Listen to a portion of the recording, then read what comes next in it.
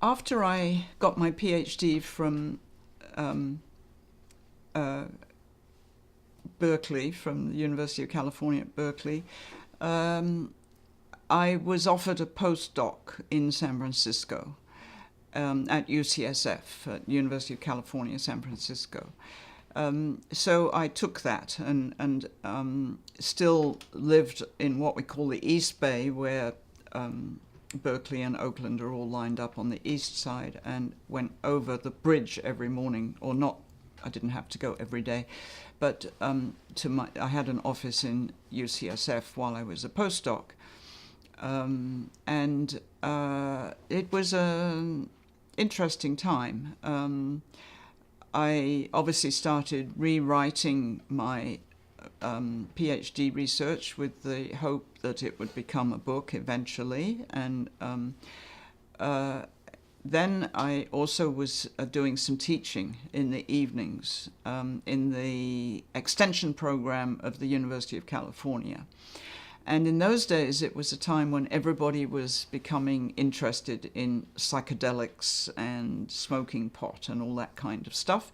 And Carlos Castaneda, who no doubt was translated into French and everybody read him in Quebec as well, had just published his book about his travels with his mentor, his guru, and so on. And so the course that I put forward to teach was on shamanism, and it was immediately accepted by the program. And so I found myself teaching an evening course once or twice a week, I can't remember, about shamanism. And I obviously started out with Carlos Castaneda, but then I went into anthropology properly from there. And did much more than shamanism. Did quite a lot of stuff about healing systems of various kinds, including some of the systems that don't involve a trance at all. The ones that use medications, local herbal medications, and that sort of thing. And it was a popular course, and there were several doctors in the course who stayed. And one of them was, it turned out, was Lawrence Kiermaier, who is a psychiatrist right here in Montreal, very close friend of mine.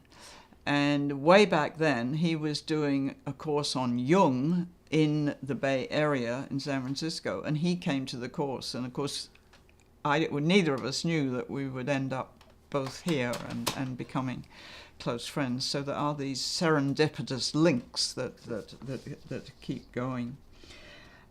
So I was hired at McGill in 1977, and I was hired into a department which at that time was called the History of Medicine, and it's in the medical faculty.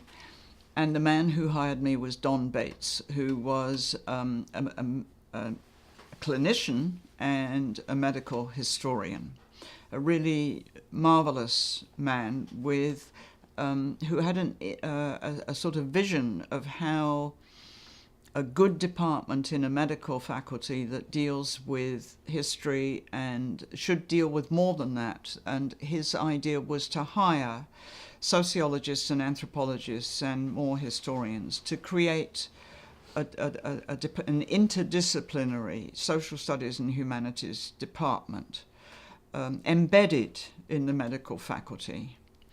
And that is still the case. His dream came true. He died rather early, unfortunately, of Lou Gehrig's disease. It was very sad. And the department changed its name several times over the course of the years. And this year we celebrated our 50th anniversary. We're in a different building than we were from originally, but we are still embedded totally in the medical faculty. And we are now called Department of Humanities and Social Studies of Medicine. We've been called that for some time. We have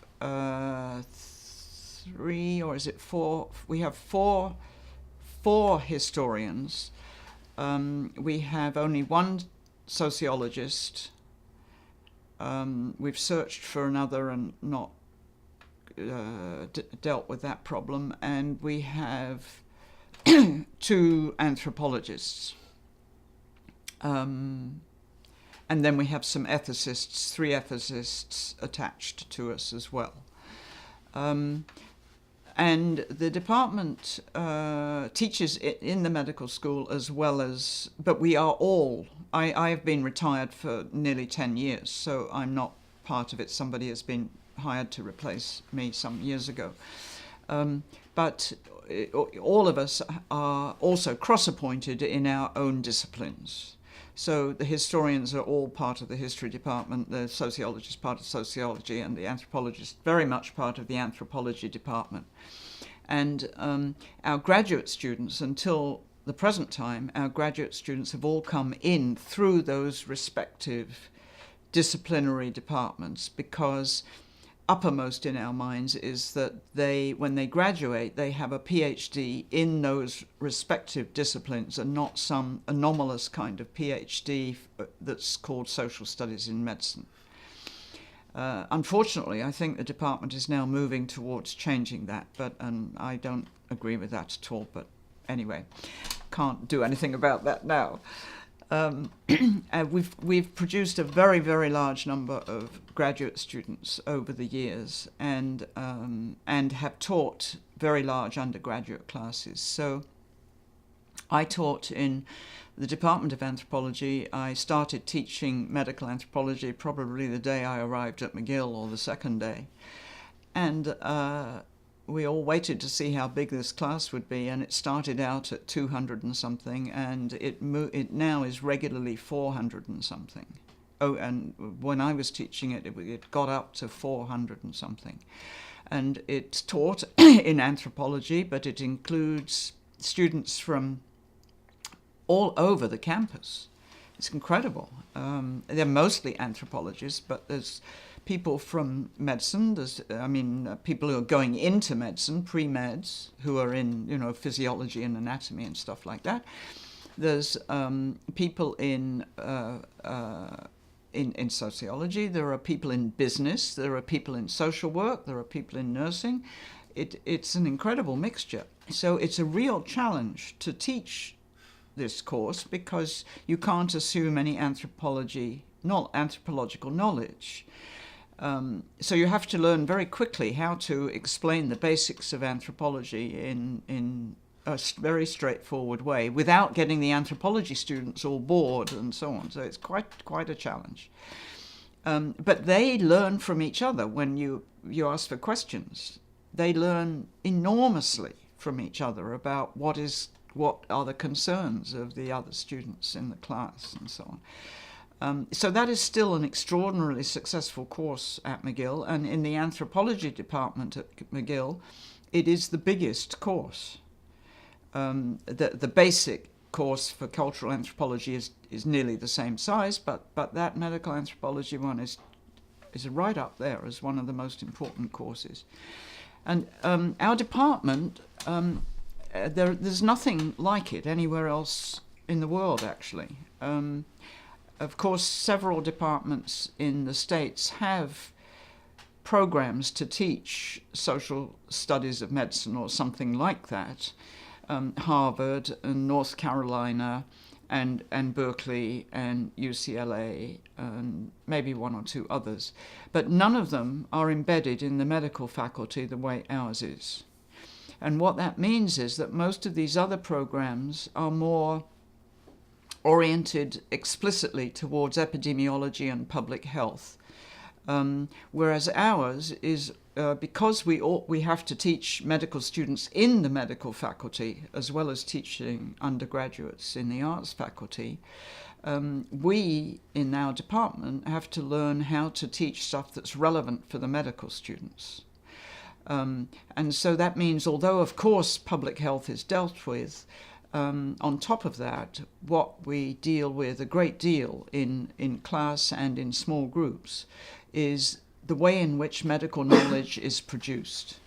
So every medical student that goes through McGill learns about the way in which biomedicine came into being and what are the kinds of unexamined concepts embedded in the ideas about standardizing the body, the issues to do with obviously communication between doctors and patients, lots of issues to do with the way in which patients come with completely, especially immigrants and refugees, come with very different ideas of how the body functions. They may not have had any basic training in science at all, and so on. So we always have been responsible for teaching this kind of thing.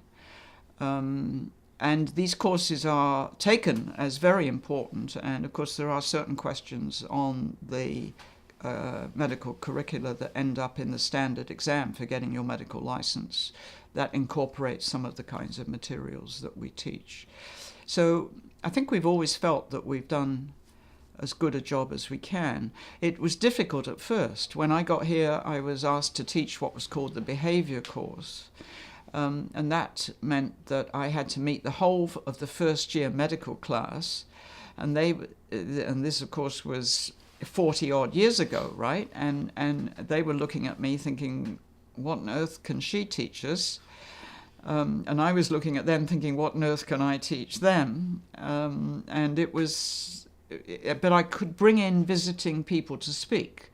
So I would bring in some of the very special faculty who were always willing, they always liked the opportunity to do a one-time lecture to a medical class.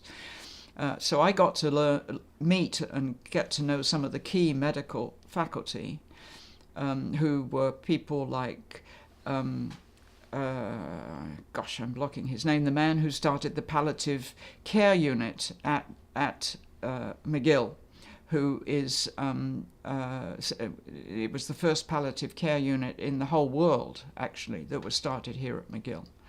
And I got to know him well. And then I got to know Charles Scriver very well, who is a very, very important geneticist who put together very, very early on programs for genetic testing in the Montreal area for testing for thalassemia and for Tay-Sachs disease. So for what we call single gene disorders, where they understood the genetics well enough to know that if you have, depending on the condition, but if you have one copy of the Tay-Sachs gene, then you and the fetus gets that copy, then they're going to have Tay-Sachs disease. And he developed, and with thalassemia it's a problem with the hemoglobin, a hemoglobinopathy. It's one of those kinds of conditions, and he set up a program whereby the first of all, education of adolescents from the Jewish community in Montreal, not compulsory, of course, but possible to attend these kind of education sessions for the Jewish community, for the Greek community, and for the Italian community, all of whom are affected by these conditions. And he trained them he taught them how these diseases work. And he didn't raise the idea that it would be possible to have abortions. That wasn't what his job was at all. But what he did teach them was that it was possible to think ahead and think about who exactly you were going to marry and what the genetics were of each of you before you got married, and therefore you would know what the future might hold. And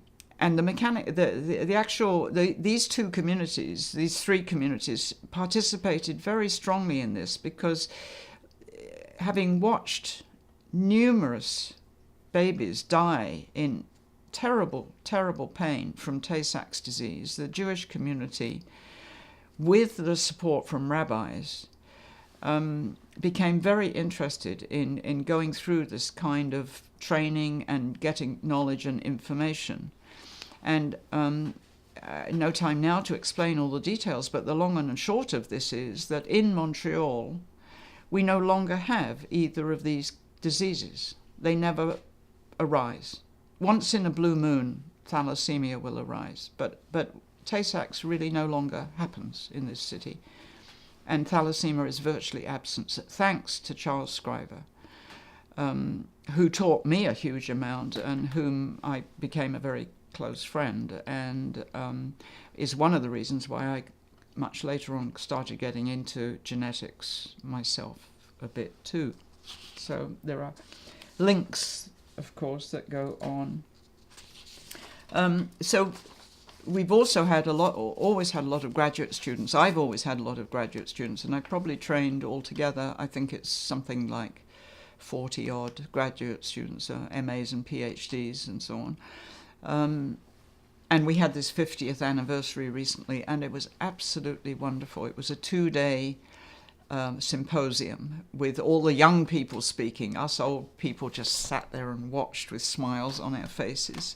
And people my past students came from Japan and Australia and Africa, and other students from Africa and Europe and so on. And it was just marvelous. And they all presented. And everybody thought it was a wonderful symposium. And then I had the anthropologists back here to this house for a party.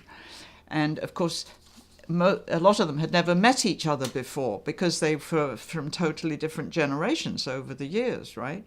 But they had been on Facebook together. And they were absolutely standing in that room screaming because they'd discovered this Facebook friend was real, right? And she's standing there and they're talking to each other and having a wonderful, wonderful time.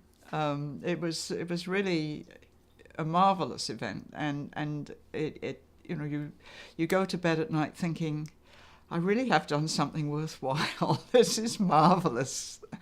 And these people are all around the world disseminating the knowledge, and they've all written fabulous books, and some of them have tenure and some of them have incredible positions in IDRC and in really influential positions and so on. So it's very, very exciting.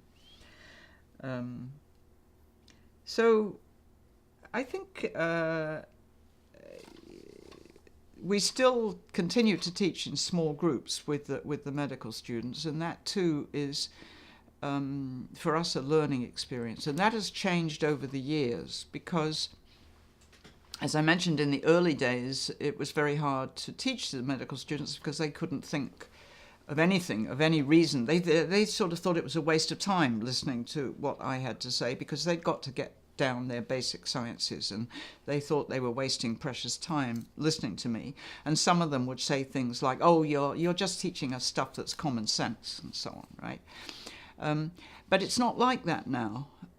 Medical students, there's been so much in the media and so much teaching that is different from the early days, that medical students come into medical school knowing perfectly well that that learning clinical medicine is a very, very tough discipline in which there are many things that are not scientific facts or anything like it. And that it is important to discuss things in an open way. And so in small groups, there's always one or two hardline people who only want to deal with figures and numbers, but most of the group really wants to have really, really good exchanges, and they argue among themselves and get very excited. And of course now more than half of them are women, so approaching 60% of the incoming medical school class are women. Plus, of course, they are they're children of recent immigrants, or even occasionally immigrants themselves. And they've been through incredible experiences, and they bring all that knowledge to their learning of medicine. And it makes it very, very, very different from the old days when you sat in the big classroom and everyone was busy scribbling notes as hard as they could, at least not for what I was saying, but for what the basic scientists were saying. They would be scribbling their notes all the time. And it was only in the 1960s 60s. So I didn't get there all that long after they took the first Jewish students into the McGill medical class. It wasn't until then that the Jews were allowed in. And that's why we have the Jewish General Hospital in Montreal, of course, because it was the only way that they could practice medicine and start to learn and medicine themselves. It's all totally changed these days. It's really quite fast, the transformation into this very, very different world of reaching out into the world of what's now called big data, doing research, getting tons and tons of input from all over the world for big data and feeding it into the machines and trying to get something out of that. So times have changed.